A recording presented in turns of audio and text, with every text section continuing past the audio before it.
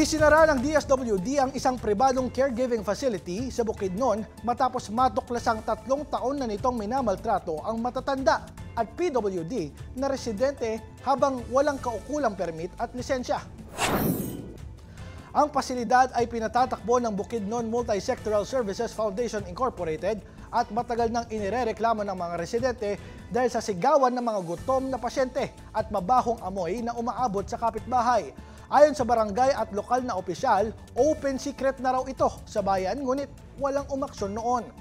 Nang ipinatupad ang closure order noong Oktubre 10, tumambad sa DSWD ang maruruming silid, mabahong paligid at kawalan ng profesional na tagapag-alaga.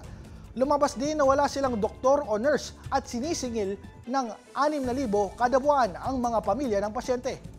Inilipat na ang 17 residente sa isang state-run care facility sa Manolo Fortich habang patuloy ang investigasyon sa mga paglabag ng BAMSEFI sa kalinisan, kaligtasan at pangangalaga sa tao.